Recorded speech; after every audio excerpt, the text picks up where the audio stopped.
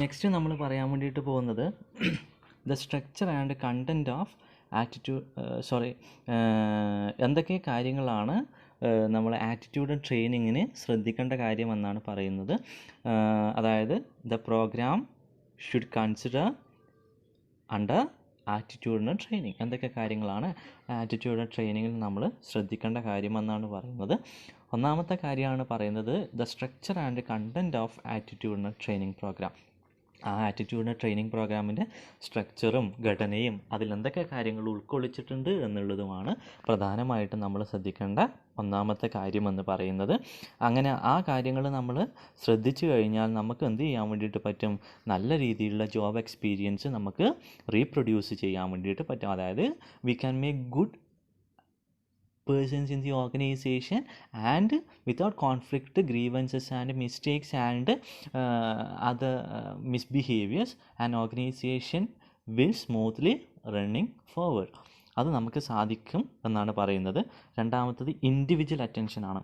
ഒരു ആറ്റിറ്റ്യൂഡിന് training programme conduct ചെയ്യുന്ന സമയത്ത് ശ്രദ്ധിക്കേണ്ട രണ്ടാമത്തെ കാര്യമാണ് ഏതെന്ന് പറയുന്നത് ഇൻഡിവിജ്വൽ അറ്റൻഷൻ എന്ന് പറയുന്നത്. While conducting an attitudinal training session in an organization, in that session the management or the trainer makes sure that each and one of the trainees under attitudinal training program should focus his strength and weakness. അതായത് നമ്മൾ എന്ത് ചെയ്യണം? Every trainer should focus each and every employees strength and weakness. Trainers ഓരോ എംപ്ലോയിൻ്റെയും attitudinal training പ്രോഗ്രാമിലെ ഓരോ എംപ്ലോയിൻ്റെയും സ്ട്രെങ്ത്തും വീക്ക്നെസ്സും കൃത്യമായിട്ട് focus ചെയ്തിട്ടുണ്ടാണ്. അത് each by each അല്ലെങ്കിൽ 1 by 1 ആയിട്ട് തന്നെ ചെയ്തിട്ടുണ്ടാവണം. And at the time of attitudinal training session the trainer give report to participants by 1 by 1. 1 by 1 ആയിട്ട് എന്ത് കൊടുക്കണം? റിപ്പോർട്ട് കൊടുക്കണം. ഓരോരാളെ കുറിച്ചിട്ടുള്ള റിപ്പോർട്ട് ട്രെയിനീസിന് കൊടുത്തിട്ടുണ്ടാവണം. ഈ റിപ്പോർട്ട് എന്ന് പറയുന്നത് in terms of their behaviour also, അതായത് അവരുടെ പെരുമാറ്റത്തിനെ കുറിച്ചിട്ടുള്ള റിപ്പോർട്ടും കൂടെ എംപ്ലോയീസിന് കൊടുത്തിട്ടുണ്ടാവണം. ആൻഡ് 1 by 1 ആയിട്ട് എന്തും കൂടെ ചെയ്തിട്ടുണ്ടാവണം? അത് ഡിസ്കസും കൂടെ ചെയ്തിട്ടുണ്ടാവണം. അവരുമായിട്ട് ഡിസ്കസും കൂടെ ചെയ്തിട്ടുണ്ടാവണം എന്നാണ് പറയുന്നത്. അതും ഒരു ഇമ്പോർട്ടൻറ്റ് ഫാക്ടറാണ്. ഇൻഡിവിജ്വൽ അറ്റൻഷൻ എന്ന് പറയുന്നത് ആറ്റിറ്റ്യൂഡ് ട്രെയിനിങ്ങിലെ ഒരു ഇമ്പോർട്ടൻറ്റ് ആസ്പെക്ട്സ് ആണെന്നാണ് പറയുന്നത്. നെക്സ്റ്റ് ആസ്പെക്ട്സ് ആണ് പറയുന്നത് ട്രസ്റ്റിംഗ് റിലേഷൻഷിപ്പ് എന്ന് പറയുന്നത്. So under attitudinal training there is a relationship of trust among trainees and trainers, അല്ലെങ്കിൽ trainees and participants should be there. So which means that there should be clear cut relationship among trainers and trainees should be in attitudinal training.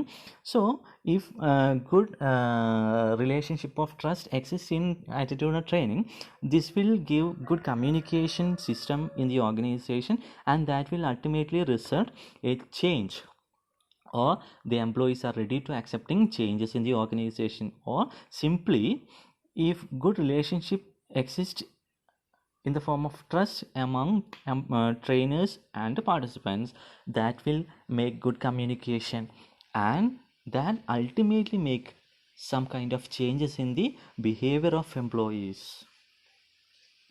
അതാണ് നല്ല relationship ഉണ്ടായാലുള്ള ഒരു ഗുണമെന്ന് പറയുന്നത്. How can we make relationship of trust among trainers and participants? By providing participatory workshop, participatory games, participatory discussions. These forms of activities make good relationship of trust among trainers and participants. Next അതിൽ പറയുന്ന ഒരു കാര്യമാണ്, ഈ relationship ഉണ്ടാക്കുമ്പോൾ നമ്മൾ ശ്രദ്ധിക്കേണ്ട ഒരു കാര്യമാണ് അടുത്തതായിട്ട് അവിടെ പറയുന്നത്.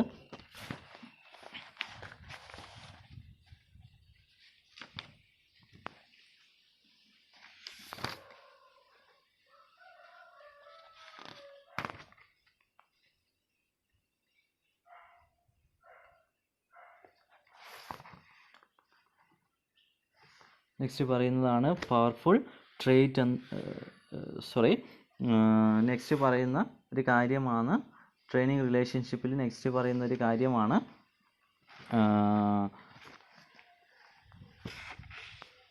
അവിടെ എംപ്ലോയീസിൻ്റെ വാൺസിൽ ഫോക്കസ് ചെയ്തിട്ടുണ്ടാവണം. അതായത് what actually employees expecting under attitudinal training should be understand by the trainers and they need to focus on that employees needs and try to feed them according to the taste and preference of the employees under attitudinal training.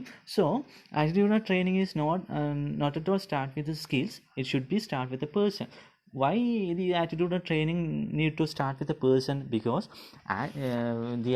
the main purpose of attitudinal training is to change the attitude of employees. So every attitudinal training should be start with a person. We need to change the attitude of a person. So these all are the factors we need to consider under attitudinal training. Next നമ്മൾ പറയാൻ വേണ്ടിയിട്ട് പോകുന്ന ഒരു കാര്യമാണ് advantages of attitudinal training. Advantages of attitudinal training. What are the advantages of attitudinal training? So attitudinal trainings are training at the entry level എന്നുള്ളതാണ് first point പറയുന്നത്. Training at the entry level. അതായത് entry level എന്ന് വെച്ചാൽ ഇത് initial സ്റ്റേജാണ് പറയുന്നത്. First നമ്മൾ കയറി വരുന്ന എംപ്ലോയീസ് അല്ലേ, നമ്മൾ കൂടുതൽ എക്സ്പീരിയൻസ് ഒന്നും ഇല്ലാത്ത ഓർഗനൈസേഷനിൽ കയറി വരുന്ന എംപ്ലോയീസിനാണ് നമ്മൾ ഇത് ഏറ്റവും സ്യൂട്ടബിൾ ആയിട്ടുള്ളത് ആറ്റിറ്റ്യൂഡിനൽ ട്രെയിനിങ് എന്ന് പറയുന്നത്. So it is very useful for entry level, have good attitude and willing to learn. This type of training is very useful which are actually ready to learn everything, or who are the person which actually always ready to learn and also having good attitude.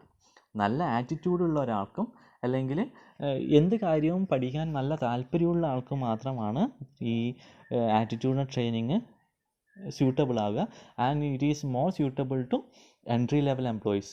Entry level means അല്ലെങ്കിൽ നമുക്ക് ഇങ്ങനെ പറയാം, who are the person which are recruited fresh, അല്ല fresh ആയിട്ട് recruit ചെയ്തിട്ടുള്ള ആൾക്കാരെന്ന് പറയാം. രണ്ട് ജോബ് എക്സ്പീരിയൻസ് ആണ് പറയുന്നത്. So meet the need of employee and employer.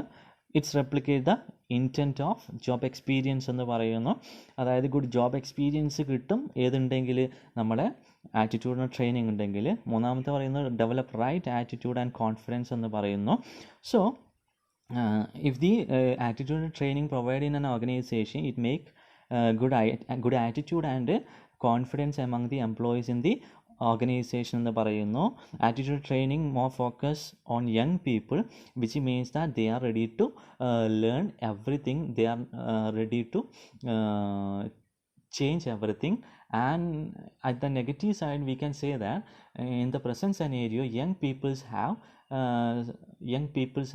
some kind of misbehaviors. Their behavior, some youngsters behaviors are not at all good or not at all up to the standards. So attitudinal changing is more focused on young peoples. So young peoples are the person who actually need to change their attitudes. So attitude training provides organization providing attitude training to young people, and ultimately or at the last the misbehavior or the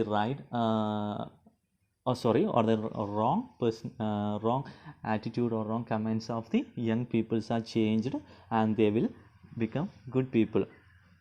And next advantage ആണ് പറയുന്നത് develop good relationship and trust. Attitudinal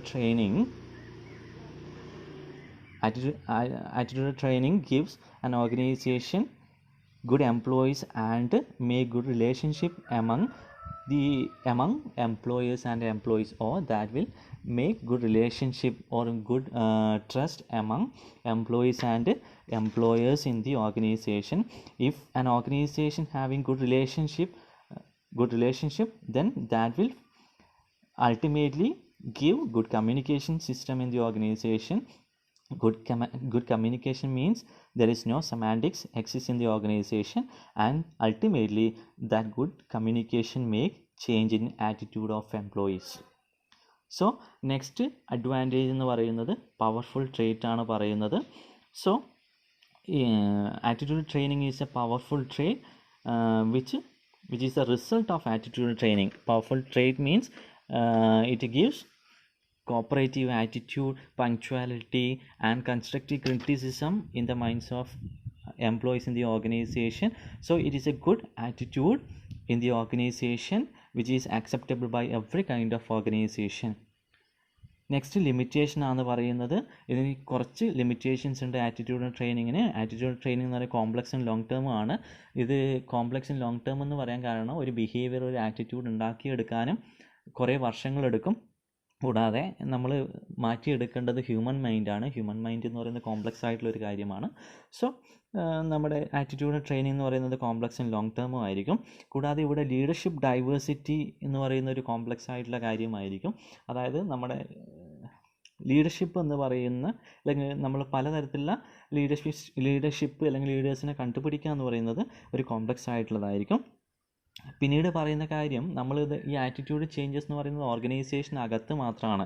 ഇതൊരിക്കലും നമുക്ക് പുറത്ത് പ്രതീക്ഷിക്കാൻ വേണ്ടിയിട്ട് പറ്റില്ല. For example, കോളേജിനകത്ത് മാഷന്മാരോട് നല്ല രീതിയിൽ പെരുമാറുന്ന ആൾക്കാർ കോളേജിന് പുറത്ത് എത്തിക്കഴിഞ്ഞാൽ നല്ല രീതിയിൽ പെരുമാറണമെന്നില്ല. അതേപോലെ ഓർഗനൈസേഷനകത്ത് MDയോട് നന്നായി സംസാരിക്കുന്ന ഒരാൾ ഓർഗനൈസേഷന് പുറത്തെത്തിക്കഴിഞ്ഞാൽ ഒരിക്കലും നല്ല രീതിയിൽ സംസാരിക്കണമെന്നില്ല. അപ്പോൾ ഇതൊക്കെയാണ് ആറ്റിറ്റ്യൂഡിനൽ ട്രെയിനിങ്ങിനെ സംബന്ധിച്ചുള്ള അഡ്വാൻറ്റേജും ഡിസഡ്വാൻറ്റേജസ് ഒക്കെ.